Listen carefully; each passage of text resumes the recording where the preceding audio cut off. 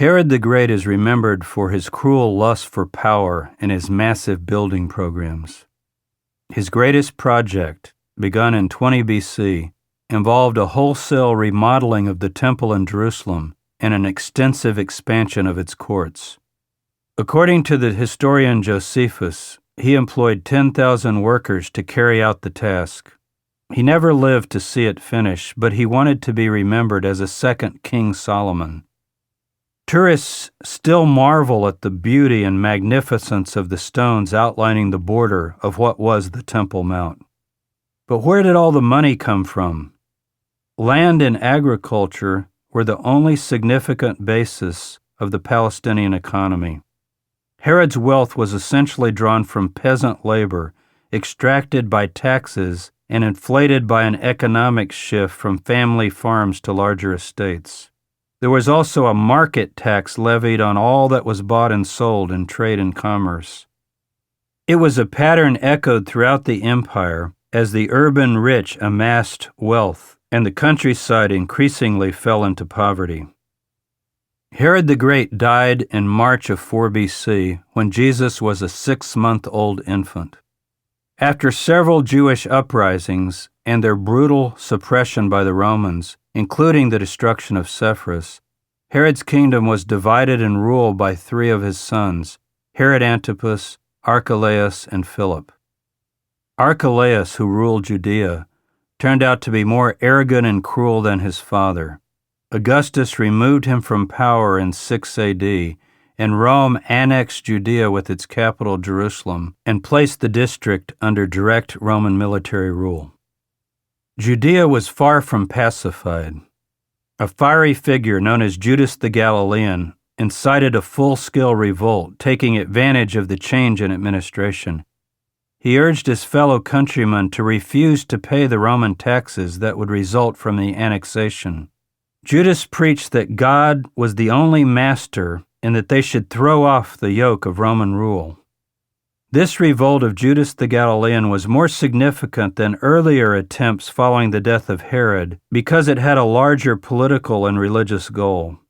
Judas was not merely seeking personal power. He was the inaugurator of a movement, the Zealots, who had as their agenda the independence of the Jewish state. The Zealots maintained that for Romans to be in charge of the land of Israel was a travesty and an affront to God. Judas the Galilean does seem to fit a certain dynastic pattern in that his sons James and Simon followed in his footsteps and were tried and crucified by the Roman procurator about a decade after the death of Jesus. The names are interesting. A Judas with sons named James and Simon. These names came from the Maccabean family that had successfully thrown out the Greeks in the 2nd century BC. It was likely no random choice that Mary, mother of Jesus, used 3 of these very names, James, Simon, and Judas, for her own sons, or that Simon gets the nickname the Zealot.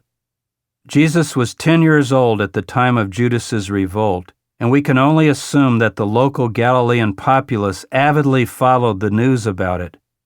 It seems likely that Mary chose these names as a way of honoring and showing solidarity with the cause that Judas the Galilean espoused, the cause for which 3 of her 5 sons were to die brutal deaths, Jesus and Simon by crucifixion and James by stoning. Herod Antipas, ruler of Galilee, was only 16 years old when he came to power at his father's death. His lifelong desire was to be king of the Jews. To rule Galilee rather than Judea, with its capital Jerusalem, was a disappointment to him. His first order of business was to create his magnificent capital city at Sepphoris. According to Josephus, he was able to extract the value equivalent to 200 talents of gold, that's 9 tons, annually from his subjects. It is no wonder that the New Testament Gospels mention tax collecting and tax collectors so frequently and with such invective. In 14 AD, the Roman Emperor Augustus died and was succeeded by his adopted son Tiberius. Jesus would have been 20 years old. Herod Antipas saw his chance to consolidate and increase his power. Around 19 AD, he began the construction of a new Roman-style capital city on the western shores of the Sea of Galilee. Appropriately, he named it Tiberias in honor of the new emperor. The economic impact of Herod's move to Tiberias must have been considerable.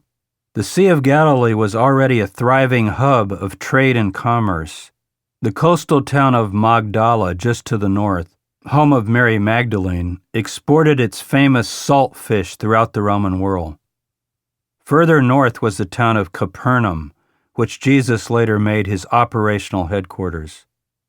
Jesus watched Sepphoris rise to its splendor in his teenage years and witnessed the founding of the great city of Tiberias into his 20s. He grew up in the shadow of one city and set up his headquarters a few miles north of the other. Neither city is mentioned in our New Testament Gospels. What are we to make of this silence? Jesus held Herod Antipas and all he stood for in utter contempt. He once referred to Herod directly as that fox, and when Herod questioned him the very morning he was condemned to crucifixion, he refused even to open his mouth in reply. It was Herod who'd brutally murdered his kinsman and teacher John the Baptizer, and Jesus had witnessed firsthand how Herod's aspirations for wealth and power had unjustly oppressed the lives of his countrymen. I don't think there's much doubt that Jesus walked the streets and marketplaces of both Sepphoris and Tiberias many times. By the time he was 30 years old, he had begun to formulate a plan that he believed would lead to the complete overthrow of all that Rome and its Jewish sympathizers and supporters represented, including the corrupt religious establishment that ran the temple in Jerusalem. What he envisioned, he found written in the sacred texts of the Hebrew prophets. The time had arrived.